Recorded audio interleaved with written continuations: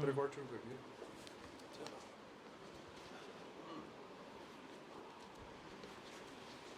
Introduce कर दे. Hi guys, I am back. My name is Javardhan Singh. If you remember me from the previous episodes, and this is Rajvardhan Singh, my younger brother. And today we're going to discuss a lot of things. We're trying not to restrict ourselves to just one issue. We're obviously going to start by the violence that's surrounding the Waqf board, the violence that happened in Bengal, and the rise in tensions between the two major communities of India, that is obviously Hindus and Muslims. Then we are trying to gradually divulge our conversation into something philosophical as to where our country is going in the coming years, and have we really achieved the plans that we had for ourselves, specifically given the fact that in the 2010s a lot of people used to say that by 2020 India is going to be a superpower and whatnot. So with respect to that, we'll basically play around with a lot of themes, a lot of issues, probably talk about existentialism as well. So yeah, hang on, Raj.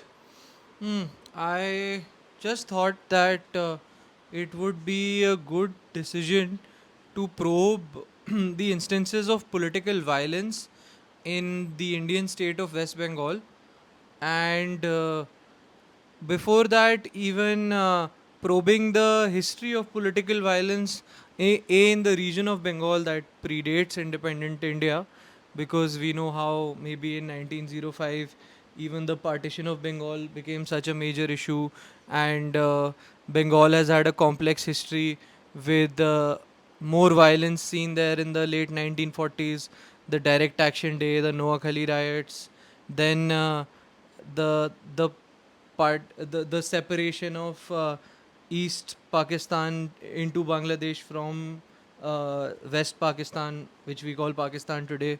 So there is clearly a lot of violence that region has seen, a lot of political violence that region has seen, and let's just try to probe philosophical and policy reasons which may have caused a lot of these violence and violent instances. You know, one thing that comes to mind is that Bengalis are generally very politically active people. And I'm not stereotyping them. You can empirically measure this with the number of Bengali names in the cellular jail in Andaman and Nicobar Islands. So, you know, where you have every state, and every state basically occupies like half a pillar, maybe a handful of names, Yeah. and then Bengal starts, and it's just names and names of so many people. So Bengalis are a community of people who don't, to their credit, they don't accept things as it is. They like to protest. They have been a very politically active community, whether we talk about the Bengalis in the Indian state of West Bengal, or we talk about the nation of Bangladesh. So I think my hypothesis is that it's a resource rich area with a lot of politically active people. So Also I think, massive coastline, yeah. the whole area, and historically because it was such an important coastal area for different empires, it was also extremely prosperous. In fact, I'm of the opinion that the recent surge in the per capita income of Bangladesh and also dominating the textile manufacturing sector, it has a lot to do with its history in general. Historically, that area was extremely important for trades, even for the Mughal Empire. In fact, Bengal Sultanate was one of the most one of the richest provinces of India, or independent sultanates of India. Well, I mean, the in a larger sense, except for maybe one odd factory in Surat and Agra and all, but the main colonial expanse into India started from Bengal. Yes. The Battle of Plassey was basically the the like pivoting point into British rule in India, right?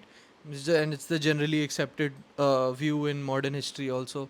And then that was followed by things like setting up a Fort William, using the port cities of Bengal for shipping and import of various types of goods, mostly like shipping out of like a lot of resources from. India to rest of the world. So and naturally there was a huge land ownership established with British conspirators and British officers themselves.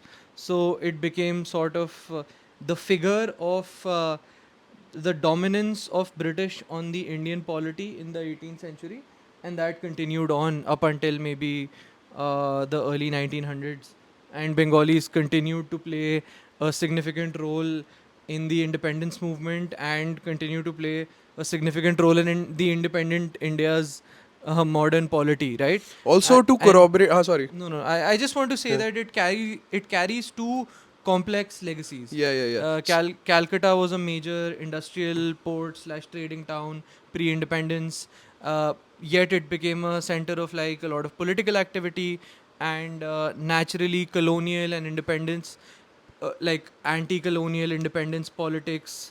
A lot of major events happened in Calcutta, Yes. and post 1947, the the view and the discourse shifted from like anti-colonial politics. It became the legacy of partition, because we always tend to associate partition with Punjab, but the partition of like uh, East Pakistan out of India, the Indian state of Bengal was as painful and as heartbreaking, with as much violence there, I right? am of the opinion that it is still unfinished business, Yeah, specifically on both sides so of the I'll border. just finish by saying that Bengal carries not just the legacy of anti-colonial politics from those days. Now it carries the legacy of the partition, the communal demographies, the resettlement politics around CA and RC. Now I'm talking not just Yes. of Calcutta but of all of Bengal. So with a state which has such a porous border with Bangladesh, resettlement and citizenship politics will be such a core issue. Yeah. Jay. So you're forgetting one very major important historical event that also happened in the whole Bengal region, inclusive of Bangladesh. That is the formation of the Muslim League in Dhaka in 1906. That also happened in Bengal. Yeah. So not only did we see most of India's independence movement, but we also saw the genesis of the state of Pakistan also happening in Dhaka.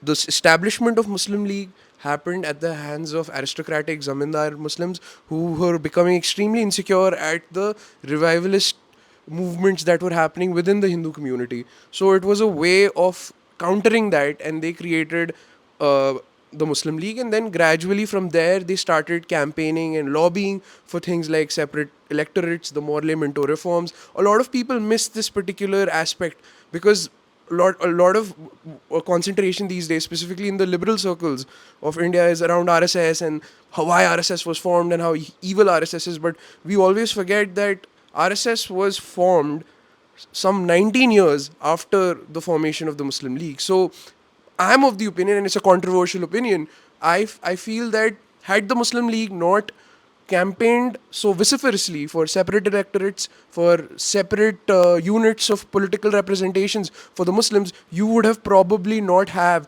an aggressive Hindu response to that as well. And that's how I feel RSS was formed. RSS was formed a few years later after the Muslim League. It's the 1920s we're talking, and till the 1920s you already had the violence in The in partition of Bengal. the One partition of partition Bengal. had happened. One Right? partition had already happened. You had the massive violence that happened in the Malabar region, which is popularly known as the Mapilla Rebellion, which again was disproportionately targeted against Hindus. Of course, it's a very controversial opinion in a very very controversial topic in Kerala as well. But again, you see, by the creation of the Muslim League in 1996, that also in Bengal, we're seeing such massive ripples taking over Yeah. the entire subcontinent. Do you think this can? Do you think this is a counter to the view that Pakistan was created in Aligarh? Because Yes. Yes. you can conclude that Yes, Pakistan was actually created in Dhaka. in Dhaka. In fact, right? The Bengali Muslims were way more excited and way more passionate about Pakistan being created than the Punjabi Muslims. This is my theory. Yeah, I would like to add that the outset of Sheikh Hasina is, I feel, a kind of revivalism in Bangladeshi politics to the pro-Pakistan view. I don't want to be too alarmist too easily, but I do think that what is Khaleda Zia's party's name? BNP, Bangladesh BNP? National Yeah, Party. sorry. I think the pro BNP view has always been slightly subtly Islamist. Slightly, it's always Yeah, been I Islamist. wanted to be politically Yeah. correct, but yeah, so it's been rather blatantly Yeah, yeah. In Islamist. fact, a lot And of these quote unquote student protests in Dhaka were also backed by Jamaat run yeah, universities, of right? course. So I do think that the the pro India shift of Bangladesh under Sheikh Hasina's government and the legacy of Mujibur Rahman, these are some things that I feel like the radicalized Islamist in Bangladesh also doesn't take very well, and the counter narrative is a little like I wouldn't say dangerous for India because India can handle a lot more, but it's just something that India needs to be wary of. Yeah, it's gonna be an irritant. Yeah, It's and always gonna be an irritant. I would not be surprised that with this opportunity that is opened and in a very Islamic scholar like army chief in Pakistan, they start using the route of Bangladesh and the slightly incompetent leadership of Muhammad Yunus to make inwards into But the thing is India that this again. has already happened. It's This is happened not many times. many times. So even in the past, like it was very evident. If you go and read a lot of accusations that has been, that has been said about the Bangladeshi establishment, specifically when the BNP was in power, it was an open secret that ISI was operating in Dhaka and indulging in a lot of activities. In fact, I'll go on to say further. I will also mention one more thing that. That Masood Azhar actually came to India not from Kashmir. He first went to Dhaka. From Dhaka, he entered India. From eastern parts of the India, he entered Kashmir. Right. So that's how accessible Dhaka was to Pakistani agendas back there, Yeah. back in the day. And I mean, we've spoken about this in our episode earlier also, that the India Bangladesh border is not very easy to patrol. Like it's easy to say that the BSF should do its job better, but you have to understand the complexity of that area. We have already established how many times record keeping and titling is very difficult in districts and smaller rural areas or whatever, but when you go down to managing a population which might be holding two identity cards, one issued by the Bangladeshi government, one Aadhaar card of India, and their land ownership is not clear, so you don't exactly know where the boundaries of the country Yeah. go through. You remember when we And were near the Sundarbans and when we were traveling in the. so we Yeah. yeah, the last time we went to Sundarban in 2019 19, yeah. December-ish, you could actually see fishermen very conveniently remove their Indian flag and put up a Bangladeshi flag, depending on whether a BSF patrol was going by or a BGB control was going by. Patrol. BGB is Border Guards Bangladesh. And you have to understand how remote these areas are. There is no network, nothing. It's just sea and forests. No, I That's it. disagree. I think there's like the mobile connectivity is decent. No, it was terrible. No. I It was mean, it terrible. depends on where you are because Fair enough. I think if you cross in from like Doki in Meghalaya, which is where allegedly they say that the No, I'm guy. talking about Sundarbans. Okay. Okay, I'm talking about I'm Sundarbans. just saying that in the border areas there are many areas which have Of decent course. connectivity also. So the guy who, for example, stabbed Saif Ali Khan allegedly came into India from the Doki area in Meghalaya. So that's another. It's a kind of a. It's like a weird tourist border area.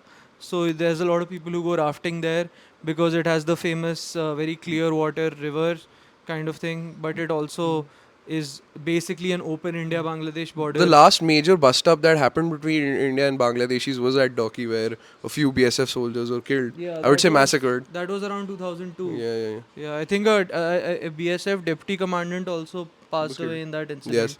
And like I think they published pictures of Indian BSF soldiers uh, in very their bodies being disrespected and all that. Yeah, they were carried So- around on sticks. Yeah, so I mean that's a larger overview of I guess the border areas. Why this is important is that the the porous border anxiety of India and Bangladesh is also an important player in the domestic politics of West Bengal, right?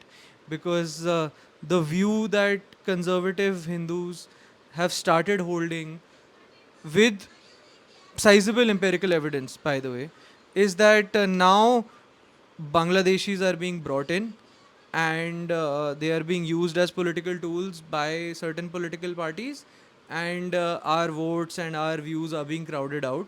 So that is the general anxiety. I'm not trying to provoke anybody against anyone. I'm not trying to be communal here, but there is reason enough, sizable reason to believe that all these things have been happening, and it doesn't take for a lot of money for maybe maybe even if there was one officer of the BSF who was slightly morally compromised in that area, what does it take to let some people pass?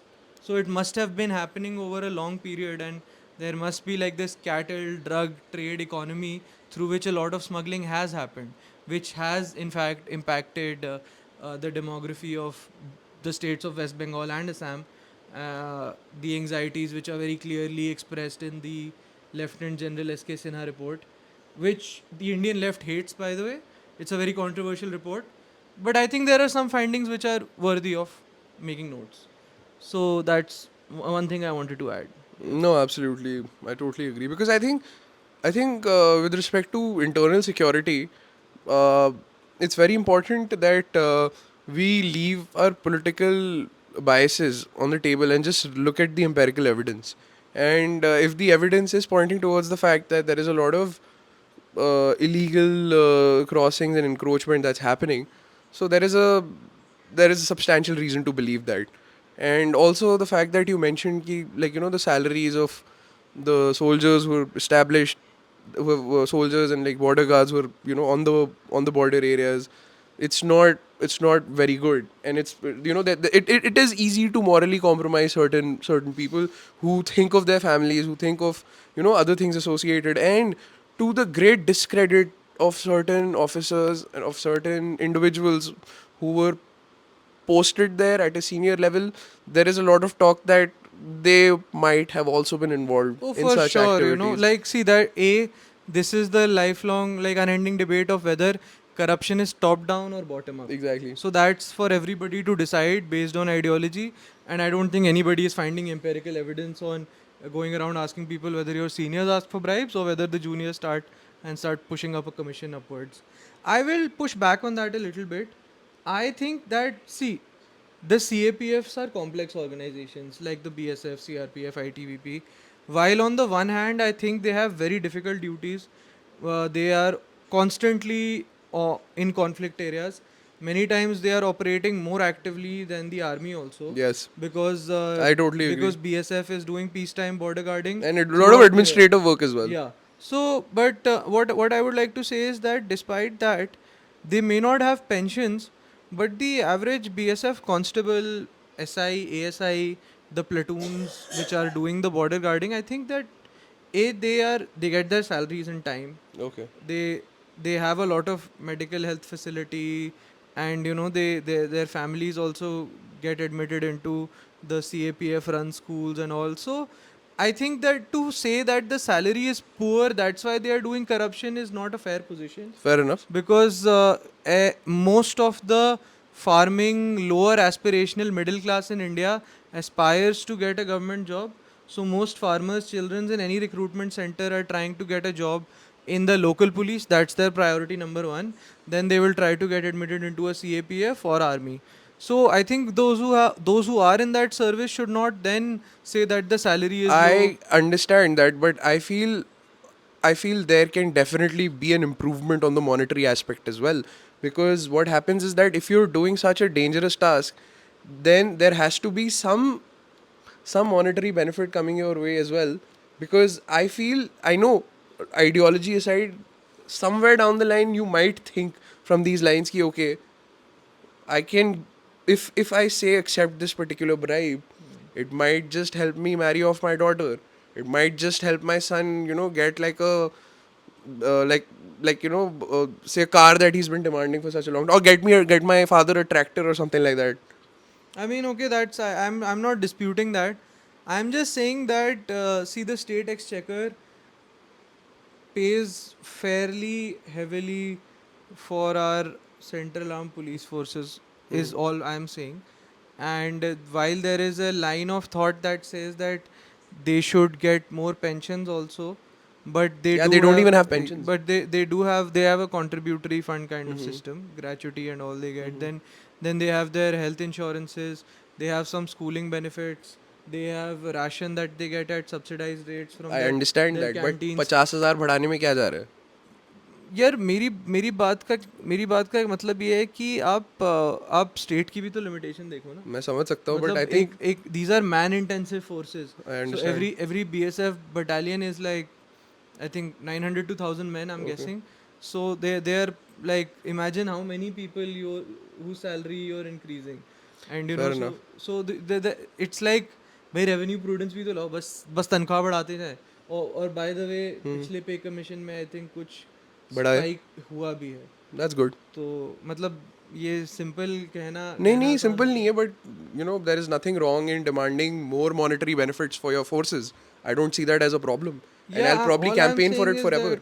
All I'm saying is that it's something that is being monitored regularly. I get it, but I feel it should be, monitored in a better and a more organized way. That's my personal opinion, because you're Fair. literally compromising everything. You're Yeah. compromising your limbs, your arms, your life. Everything's at stake. And I think this is what brings me to the other conversation. What are the what is the Indian state doing with respect to the mental health and the traumas that these soldiers and Yeah, I think that is paratroopers something suffer?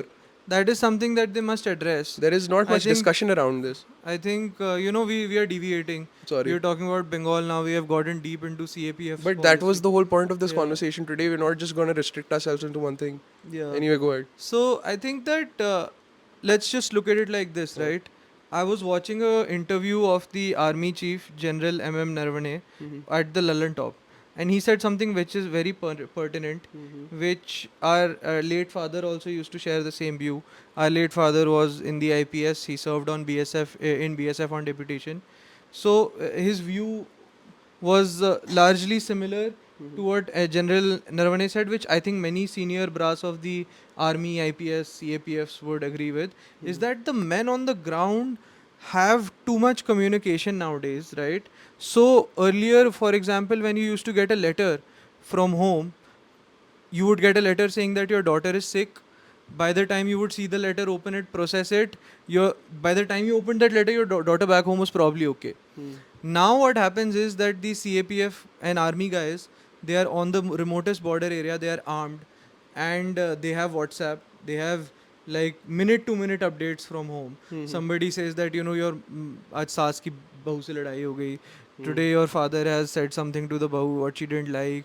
So he keeps getting absorbed into the drama at home. It doesn't become easy to divorce the battlefield at home from the actual battlefield.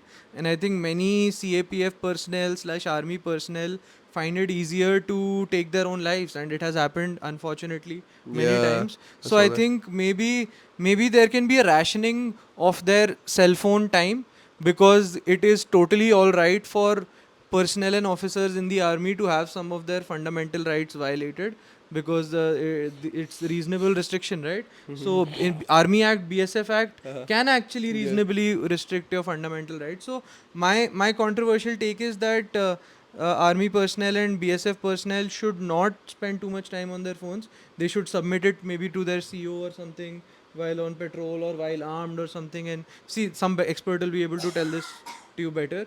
But I do think that cell phones have done more harm than good, and it's a generational thing, right? Across organizations in any work ethic, cell phones and too much social media, overthinking has made us less effective human beings than maybe. There are a lot of good things about internet. I am a big chat GPT user and all that. So maybe we need to start absorbing the good things Yeah. and reducing our addictions on the same time, right? So Yeah, that makes sense. I agree, man. I think it's just not restricted to the forces. I mean, in any workplace, if you're not divorced from, say, the drama that's happening at your home, you wouldn't be able to, give your 100%, and your mind would always be like, in like conflict zone, and you'd Yeah. be, rethinking so many decisions, and like, it gets very difficult. So, of Yeah. course, in that state of loneliness, when you feel that you joined the forces to serve the country, and you're absolutely seeing no action, specifically in places like the far-flung places of Bengal, and you're just sitting there, and then suddenly you find out that there is some problem that's happening at your own place. I mean, people who are armed would probably think that ending yourself is the right thing to do. Yeah. I also think that now coming back to our our conversation about like Bengal and the policies that have led to the state becoming like that. I think that definitely, like we spoke of CAPFs, I think the border issues could have been managed better. But one thing that I wanted to get back to Jay was the assimilation of a political force into the state apparatus that makes winning elections very difficult for any other opposition party in Bengal. This has happened even not just now, even in the Jyoti Basu tenure also. That the architecture of the party in the power in Bengal somehow becomes the dominant governing authority also. Even basic traffic management functions in Calcutta sometimes are done by TMC party cadres and all, which is clearly the job of the traffic police. So people on the ground are almost reminded of this message that the state apparatus and the political party are fused. They are not different entities. So that becomes a very difficult thing to counter when you are a political force trying to make inroads in Bengal. For example, BJP or any party who wants to win successfully the assembly elections there. I mean, we spoke even of the CPIM. We spoke about Bengal violence. Let's not forget how painful the Naxal movement was in Bengal in the 1960s and 70s. So, I mean, it's a state which is riddled with history of political violence. Yes, and also the place where the Naxalite movement started, where Yeah, like yeah, so yeah, many things that have happened in Bengal, man. It's yeah. crazy. Also, very interesting thing. It is said that Ashoka's son Mahinda or Mahendra, he took his ship on a coastal tour in the Bay of Bengal from this port called Tamaralipti, and it is very very close to Calcutta.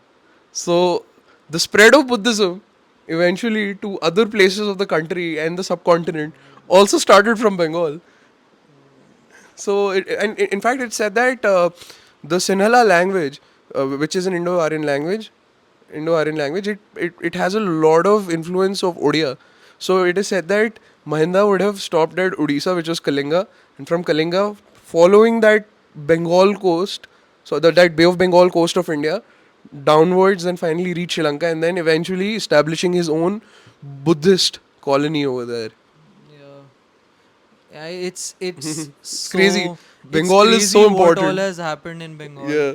You know, I My anybody who wedding has happened in Bengal. anybody who has studied even high school economics knows Adam Smith. Adam Smith is like basically the father of the way economics is taught in the modern world. His view was largely the only view pre Great Depression, and Adam Smith used to call Bengal a rich, flourishing region, one of the wealthiest regions in the world in his view, prior to the British Colonization. colonization. Because Wealth of Nation is a book that was written in 1776, which is a very rough time for the world. The American War of Independence is happening.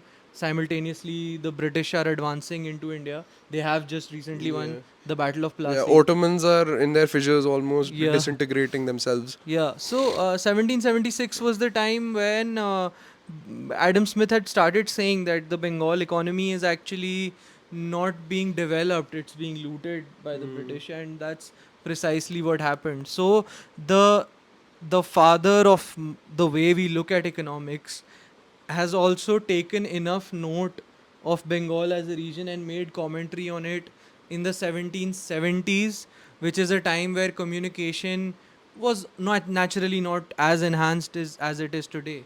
So imagine the significance of Bengal as a I regional mean, you can argue power that in those British days. became rich the white man of Britain became rich because of colonizing Bengal. I mean, for sure, that's how it started, right? It Yeah. it, it was the most resource-rich state. The land plains are so fertile, so it made sense. There were so many fisheries resources, I would water also argue by resources. stating that a lot of landowners in Bihar also got their parcels because of the colonization of Bengal. It is related to so many things, bro. Yeah, I mean, there's I mean, so many quote unquote. I think so many Indian landowners in Bihar and UP became landowners because of service to the East India Bengal Company. and Bengal Yeah, native so I infantry. think a lot of Bengal infantrymen Native were infantry, yeah. native infantrymen were from Bihar and Eastern UP. Yeah. That's what people assume and speculate with reasonable So, so uh, gradually we're just going back to the research. age-old debate that most of the problems that are seeing right now in the Indian subcontinent Were planted created by by the the British. British. Well, perhaps. I think, I see, mean, the tensions always existed. They just came and enhanced it and made it worse. yeah. I mean, I think let's just look at it like this, right? The activity in Bengal, because of the fertility in its land plains, and now with the legacy that the the the colonial powers left, and the legacy that multiple partitions have left in Bengal, how long will it take for it to become a fully stable region? When will like political violence in the Indian state of West Bengal stop, which is of consequence to us because after all we are all Indians.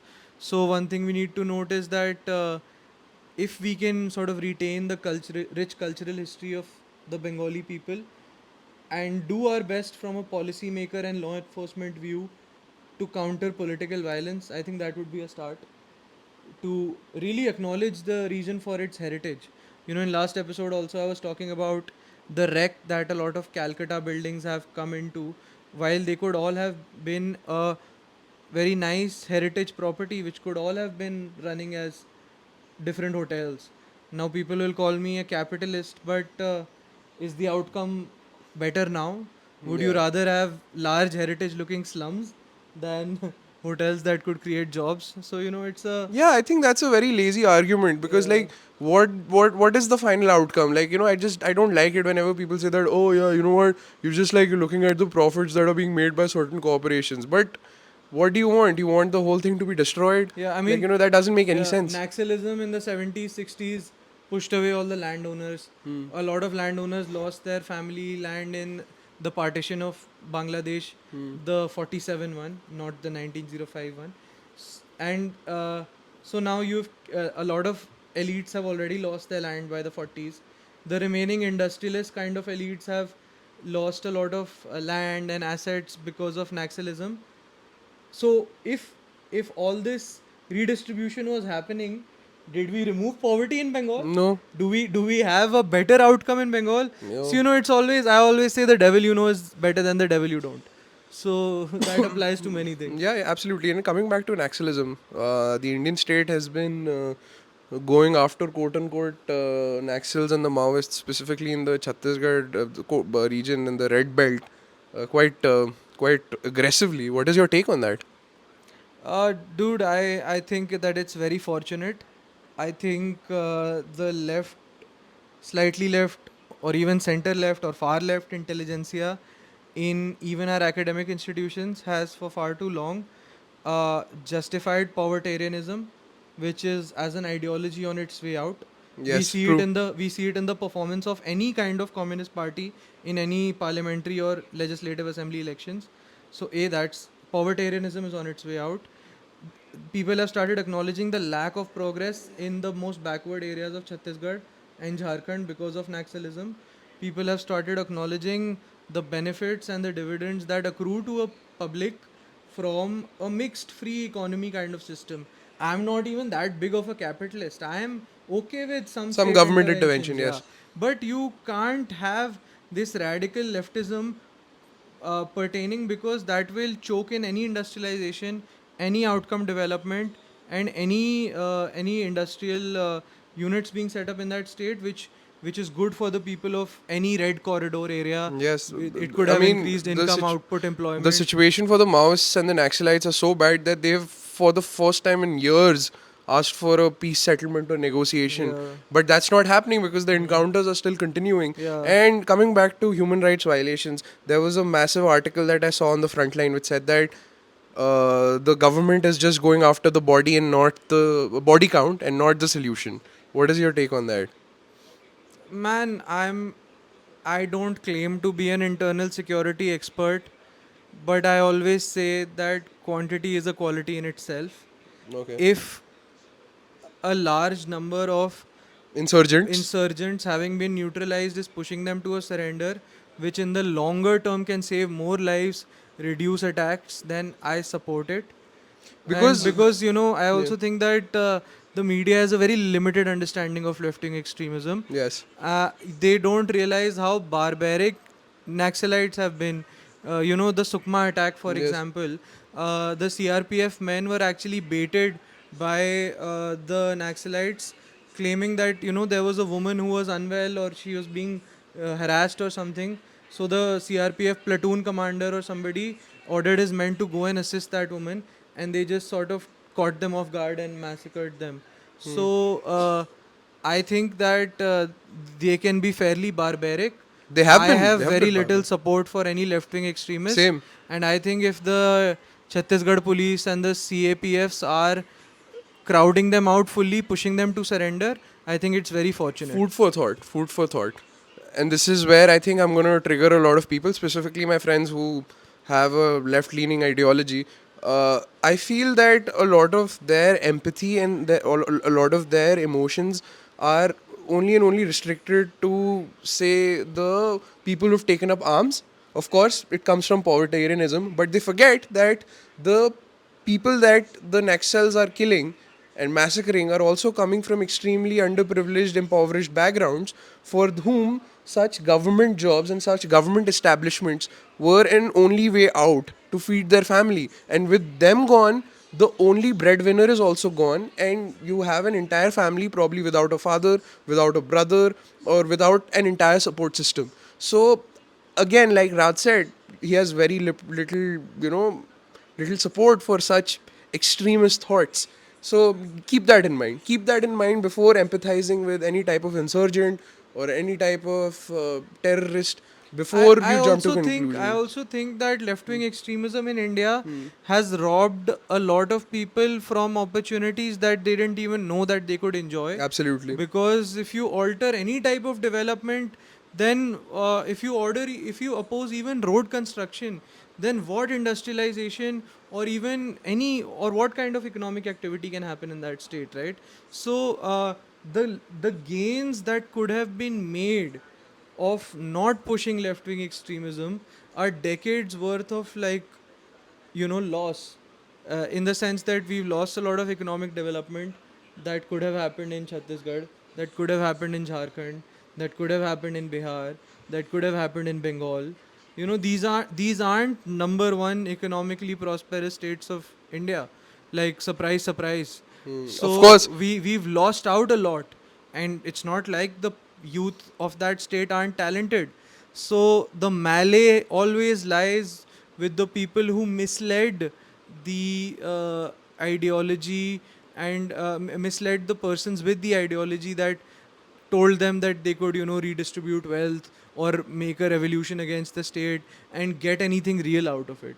So I think, to the great discredit of our left wing intelligentsia, even within our academic institutions, this was a failed their experiment. worst, their failed experiment, and I would say a huge learning experience for all of us that far leftism will never work. And you know what? I'm not saying extreme capitalism works, but far leftism definitely doesn't work. Absolutely. It somehow brings me to the next point of our conversation. It's a very interesting trajectory where it's going. Do you think when the state fails you, the state does not provide you with the resources and the opportunities that it had promised with respect to rosy political speeches, quotes from the constitution, and quotes from other bygone politicians, does it push youngsters towards existentialism? And if that particular region witnesses political upheavals, does that existentialism force them to pick up arms and go against the state? I mean, I'm not trying to justify anyone taking up arms against the state But because I'm talking about the philosophy of that individual. I mean, I think if the state doesn't protect you, you're well within your means to arm yourself. That was, in fact, the sentiment echoed by Mohan Bhagwat on a speech that he gave recently, Mm-hmm. where he said that the state will get to you if you're in an emergency, should be able to get to you, but in the period that you are waiting for maybe a PCR van during an emergency, while maybe your house is being pelted, or you feel like you're stone pelted, or you feel like you're being attacked, you should be able to protect yourself. These are Mohan Bhagwat's words. I get it. So Do you think it has got anything to do with existentialism? I everything has something to do with existentialism like that. Really? So I mean, if you use very broad words Mm-hmm. like existentialism is, then obviously people are existentialists. That's why they are trying to protect their land and life. So then Of course, it's very broad. this debate can be further broadened by saying, do you think it has anything to do with passion? So I mean, of course, it has something to do with existentialism, but maybe if you want to narrow it down with more philosophical fillers, we could have a more like specific discussion. Of course. But I'm not gonna narrow it down. Okay, I want it to be as broad as possible. okay. So I mean, what's your take? I definitely think it's got something to do with existentialism. Like arming yourself No, against. just yeah, of course, like because your thought process, which is like which is revolving around the fact that the state is gonna come protect you, it's gonna give you this type of opportunity. If that's gone, then what is the point of existing? What is the point of even dreaming? Take up arms, go out there, fight it out, die. Do you think it could give people purpose? Yeah, I think Like that is what's giving them purpose. if hypothetically you are a Hindu in Murshidabad. Yeah. I'm not trying to make this a communal thing. Mhm. Just based on the reports and the news that we've Yeah. read, and your house is being attacked by a mob, Mm. and you conclude that okay, the state is not coming to save me. Mhm. In the state of West Bengal, it's fairly likely also. Mhm. So what do? I grab an assault rifle or a pistol and try to make a last stand for it. It could give a lot of people purpose also. Definitely. That I am my A lot of- family is relying on me to protect them. A lot of people use this to justify a lot of violence as well. It's not just restricted to Hindus in Murshidabad. A lot of people would say the same thing about Kashmiri militants as well. Because then there is no end to it. They would blame the Indian state for committing excesses Yeah. and then justify them arming themselves, Yeah. and that is what's giving them purpose.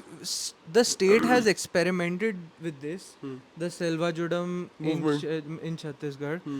Even I think even the village volunteer forces in Jammu Yes. are not very different from this concept, right? That the JK police and the army cannot reach you ASAP when you think a terrorist is encircling you. Yeah. So you should at least be able to fire a few shots. But first. why are you giving them Lee Enfield rifles? That those are ineffective against the automatic weapons that the terrorists are carrying. I feel, you know what? I know it's not. This is a bit of a controversial take, but I feel in certain areas which are militant affected, I feel the gun laws in India should be as liberal as the United States of America. Controversial take. Controversial take. I don't think that India is ready for I don't. Yeah, US even I like don't gun think. laws. I don't think any country should be Yeah, ready for US like gun laws. yeah. But I was just like Yeah. it was just a ridiculous thing that I was thinking, and I probably would would just hate myself for having this thought. But again, why not? Why not? Anyway, Yeah. I think Yeah, I think we can- conclude this We conversation. can conclude this conversation. It was an interesting conversation, and today I thought that we should just go with the flow, and topic by topic take up whatever we can and just talk about it. And of course, we expressed some of our thoughts, and I think the the idea that I expressed with respect to arming the militant affected areas or terrorist affected areas, arming the civilians and having gun laws like the US is absolutely ridiculous. Why do we have our armed forces? They're doing a good job, and hopefully they'll do a good job in the future as well. I hope the region stabilizes. Nobody wants war. Yeah, I Stop think wanting more, because what is happening is that a lot of tension is rising amongst different communities all across the country, be it the language debate, be it the Hindu Muslim debate, be it the northeast issue between Maitis and Cookies, which is still going on. So a lot of wounds are reappearing on India's soul. I feel we should all try to grow above that and start healing. I mean, that's the most generic statement I've I ever think said, but why not? I would like to conclude by saying that we are not experts on Bengal or Yes. CAPFs or violence, but maybe we can all qualify ourselves as people who can be informed critiques of public policy. Yes. And that is our attempt, that we pick up something that can just be brought to a literacy level where we can discuss it. We are not trying to comment as experts here. So let's just hear your thoughts, our thoughts, and maybe get a very well informed view on maybe the violence in Bengal, or maybe political violence anywhere else in India, and any kind of philosophy that you think might be related to all of this, because our episode delved into that also. So Yes. keep letting us know your thoughts and keep tuning in. And if there is anything that we can do to add value to our conversations, do let us know. Thank So you. thank you so much, man. Bye.